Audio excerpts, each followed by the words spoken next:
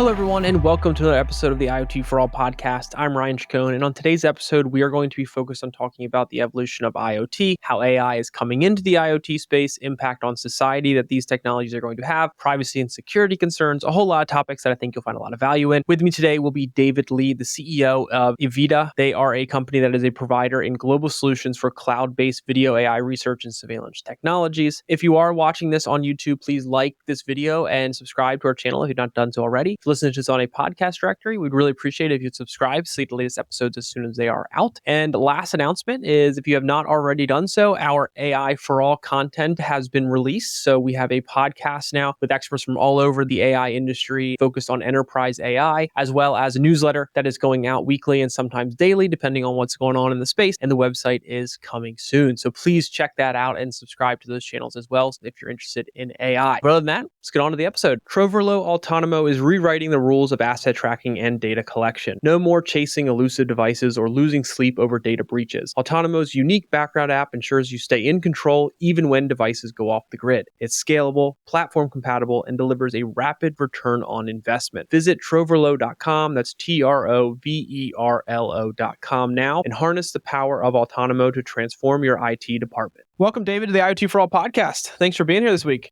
Awesome. Thanks, Ryan, for having me, man. Yeah, absolutely. Super excited to chat. Before we get into it, I'd love it if you could give a quick introduction about yourself and the company to our audience. I'm David Lee, CEO and founder of Iveda. And I founded Iveda back in 2003, so literally 20 years ago. And I myself, I'm a civil engineer by education, certainly not by trade. By the time I graduated, I fell fortunately into the era of the .com back in San Jose, California. So that's where my technology background and experience really started, is with all the early .coms and the growth of the era of the internet and data consolidation, etc. So given that, I advanced my career not as a civil, totally outside of discipline. I went into wireless networking with a wonderful company back in late 1999 into the early 2000s out of San Jose, California. We were one of the first companies. Their name was Ricochet, in case anybody's interested in history. One of the first companies that had wide area wireless connectivity. And guys, what that means is, we're so used to our 5G today and Wi-Fi today. Well, back then we had a modem about this big, Velcro to the back of our laptop, and with the serial port screw in. USB was not even around back then. And guess what? We got online with Juno, Go America, Prodigy. This is how early internet I got started in. So fast forward with that background, here in Arizona, I met a physical security company and the ownership there. And it just dawned on them that if they can verify an incident remotely or at another geographical location before they sent out a person in a vehicle, that would be wonderful. Now, mind you, this is 2003, 2005. Internet was still T1, T3. We were one of the first companies, Ryan, that did remote IP video assessment in real time. Now, IP video cameras were $900 a camera back then, not $59.99 on Amazon, right? It was a Logitech webcam. So Iveda was one of the first companies that did remote video monitoring. That means we had to manage internet IP video, and we had live humans watching a camera on behalf of the customers. So that's how we got started. And after a decade and two, Iveda evolved today to what you know of us today, from our background of big data management, handling, and streaming. We had to find a means of making that more efficient. Human labor in review and assessment's too expensive. So here comes 2014, we applied something called machine learning, and we taught the machines how to look for certain objects within the plethora of data that we had from our customers. So this is the evolution of Iveda AI. This is where our AI video analytics was spawned, and our go-to-market today, and what makes us strong is leveraging our growth and the technology. And going back to IoT now is information, sensor data now has intelligence behind it. So that in a nutshell is Iveda, an AI IoT smart city company. Fantastic. Very, very exciting background too. You've kind of seen the evolution of things, really, really been in the trenches, understanding, playing with, building technologies from the early days to now. Let me ask you, as it relates particularly to IoT, obviously we were, so it was M to M, now it's IoT. I've been in the space for about 7 years. It's grown, it's changed a lot, it's evolved a lot. Tell our audience a little bit about how you've kind of seen the evolution of IoT. Not have to, it can be something like just high level it for our audience, what you've kind of seen from the beginning till now. And now because we're getting into the AI integration into IoT, them coming together to provide even more value now that we have access to all this data that IoT solutions are able to collect. But just talk us through the evolution that you've seen. Yeah, sure. Most recently, the company Iveda has gotten involved in smart power management for our smart city solutions. But why I start with power, this segues into the whole IoT spectrum, is that I know from an early engineering school back then, we talked about I was in school in the 90s, but we talked about 70s, 80s, where the power companies and the telephone companies already had sensors throughout their lines, that the transfer lines, so that they can measure certain power and even temperature of the transmission just for safety. Now that's what IoT is. It's always been there. It's been around, right? Device, sensors, and data. But the difference, and I've seen the evolution, Ryan, is all the way up until very recently, the data came to us, and then it was us again, and all the data and analysis had to happen manually. And then we had to draw upon, with the given variables, different models to give us the data that we need to make decisions with, right? So whether it's weather, temperature, pressure, sensors and devices have always been around. And really that is the concept of IoT. Evolution, I've seen so many more sensors, from the good old days of the Radio Shack open closed door sensors to now we've got, coffee, darkness. What's happening is there's a lot more detail involved. And this segues into, given all this detail of data and the ease of collection now because of the evolution of just the internet in general, right? So Internet of Things are beginning to just make more sense. Before, it was just more very professional, industrial, commercial. But today, you, me, our kids, hey, we touch it all the time now. Yeah, without even knowing sometimes. Yeah, without even realizing it. Without even knowing it. Correct. So I see now that it's more common than we realize. That's my experience with IoT, and people are speaking about it more, the terms being used more. So it's more prevalent today. I think companies are also starting to really see the value of these technologies and solutions and what it can do for their business, and access to data they didn't have access to before. It can help them make better decisions, faster decisions, and we're starting to now compile AI on top of that, right? We have access to this data, so we can bring in these AI models to provide more value in interpreting, understanding, analyzing the data. How have you seen kind of? I mean, most of the from a public perspective, most of the conversations around AI are connected to generative AI tools that are talking about ChatGPT, things that people can go and play with and touch themselves. But AI has been working its way into IoT for a while now.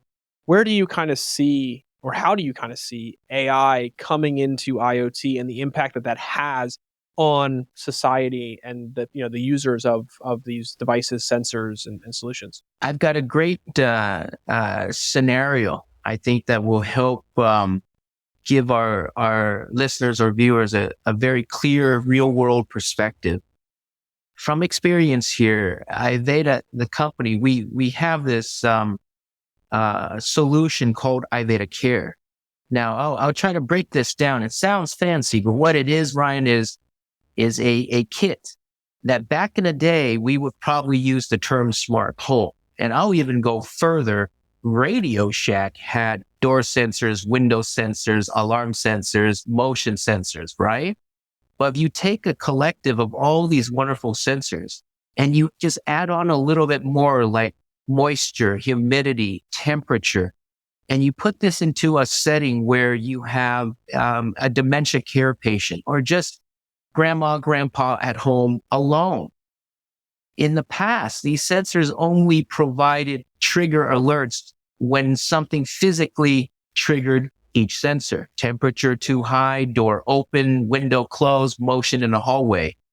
Now, answering your question, AI comes into that same environment. This is how it's helping society today with existing infrastructure. This is very important and the highest value, I believe, of AI. Leveraging existing IoT infrastructure, AI now comes in and makes sense of all these alerts. Instead of you and I just getting a ding every time a door opens, the AI is smart enough to understand what's normal and what's not normal, and then only alerts on what we call abnormality. So, hey, grandma got out of bed, which is fine, but getting out of bed, moving into the hallway, and then not appearing either at the restroom, the living room, or the kitchen in a few seconds or minutes, it could mean that she may have fallen. That's AI. So it's that data processing and analysis done in split second, and then adding common sense to that in a unique way gives you and I the data points that would be more useful to us. And how have you seen, I mean, I know you all play a role in when it comes to security and different solutions related to security, which, as you're talking about this example from when it comes to aging in place solutions, elderly care solutions, there's a privacy point that often gets brought up when we're talking about collecting data, and then when AI is coming in, how that's also going to affect privacy and security concerns. How have you all, from your perspective, seen organizations best handle and balance that security and privacy concerns with AI, bringing in AI and IoT technologies into their business to have the solution be valuable and the data be useful, but the people that they're maybe looking at, tracking, collecting data from, are not at risk of being, exposed on a personal level, or or ensuring you're adhering to those privacy important things. Yeah, the privacy concern, especially for a video surveillance startup company 2 decades ago, it's nothing new to us. That's one of the biggest concerns and conversations I've had is throughout the years is privacy. But given that, the experience that I've also engaged with our end users from all walks of industries, from private business owners to enterprise and even government agencies and municipalities, though we are all keen and aware that there is a public concern of privacy, as a practitioner, the reality is the data that is being consumed or the data that is being so-called collected is already flowing in most of the environments that we exist in, Ryan. We're not going out there punching a hole, tapping anybody or doing anything. It's about making sense of the data that currently already surrounds all of us. Example, we all take for granted that the stores we walk in, Walmart, everything like that, is by choice, timing, location. All of that is considered data collected by the organization. And how they use it within that is to improve safety, efficiency, operational effectiveness, and of course, increase revenue. No harm to anybody. But when you talk about video and seeing people's faces and what they're doing in public areas, again, there's always two sides to every story. But taking precautions, I've learned from our partners out there in the field is frankly, the data that is flowing in now with the support of AI is actually safer. And I'm going to try to add some color to that. In the past, it would take a human. The human is always the troublemaker here, right? Not the technology. And I'll speak to that. It always involved the human doing something foul. It's an emotional decision to take action, good, bad, or ugly. I believe that with the support and benefit of AI, the AI is being asked to do a very specific task. And when that task says, alert me when a dangerous abnormality arises. So many cars piled up and stuck in one spot, that's an abnormality. Someone holding something, a weapon, that's an abnormality. Frankly, that is the only time that the human today will even pay attention to that piece of data. What we kind of, the misconception is that we're all concerned about our privacy and what we're doing as we're roaming around the streets.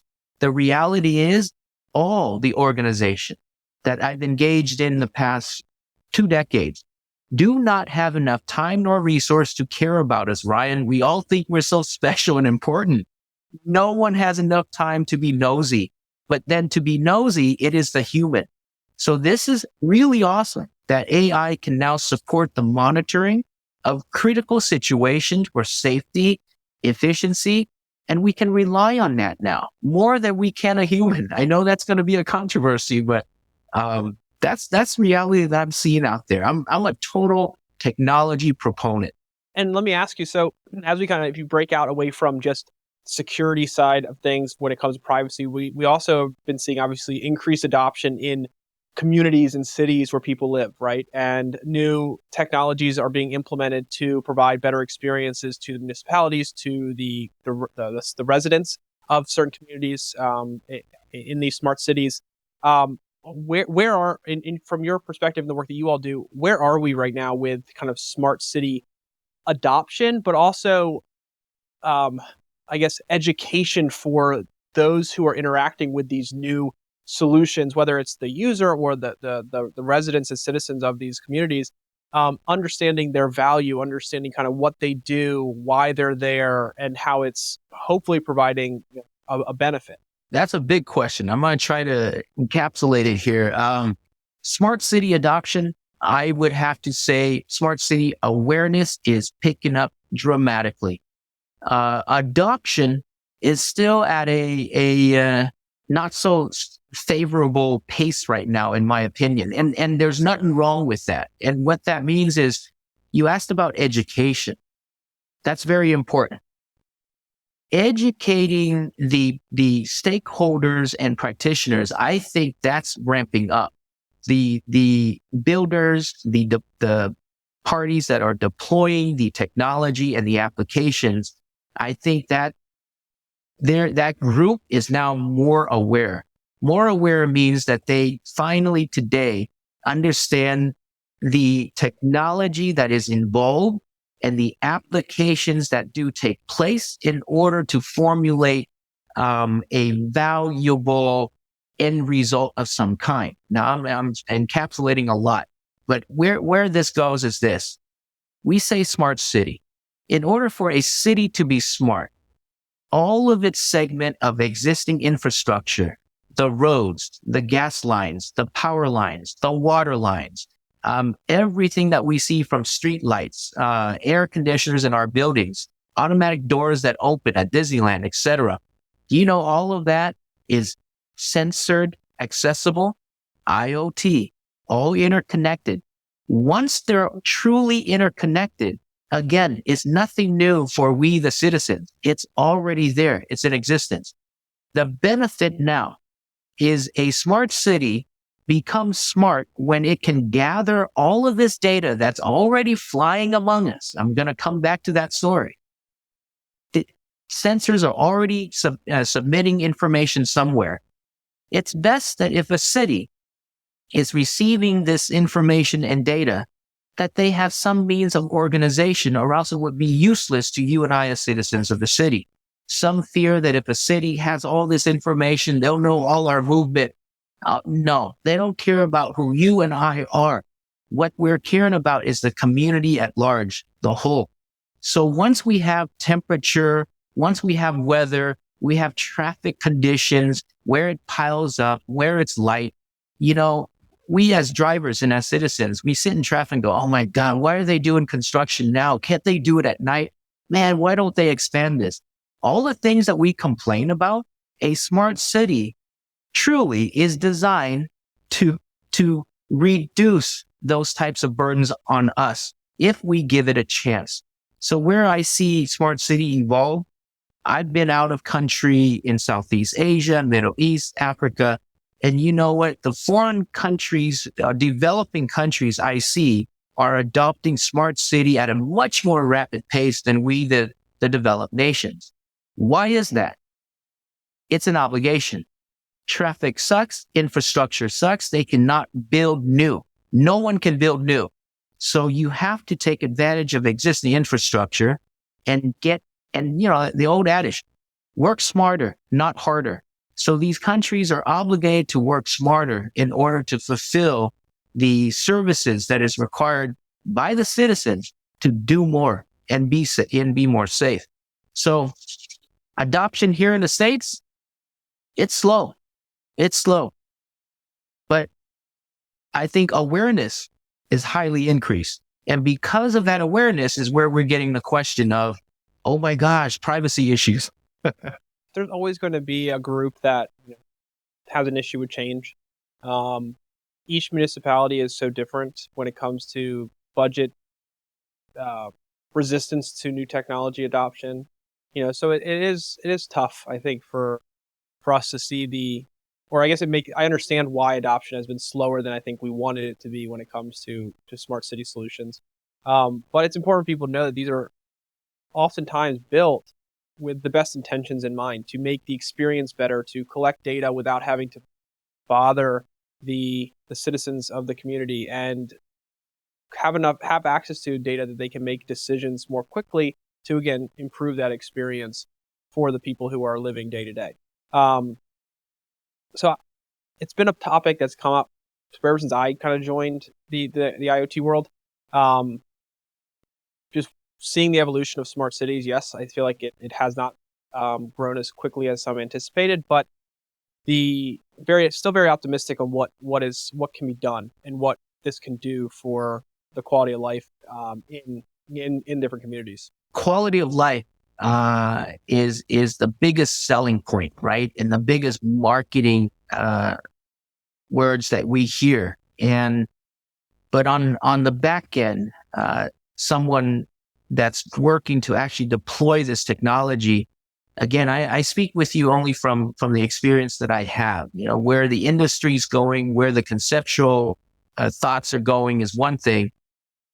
But I'm working with cities right now, Ryan, that are leveraging existing infrastructure. And I'm going to say that a lot. There's electricity is required for a lot of things to power our buildings. But imagine this. In the streets, there's something called streetlights. Streetlights are already existing infrastructure with power supplied to it. You know how wonderful IoT and AI plays into existing infrastructure now? The developing countries, leveraging where they work so hard to get a pole up and electrical lines to, can now add on to that existing pole sensors. And what are these sensors? Sensors not only to make their lights more efficient, turn on and off only when necessary. So that's power efficiency. But beyond that, you have weather stations that can be added to that. And now, of course, cameras that can be added to that.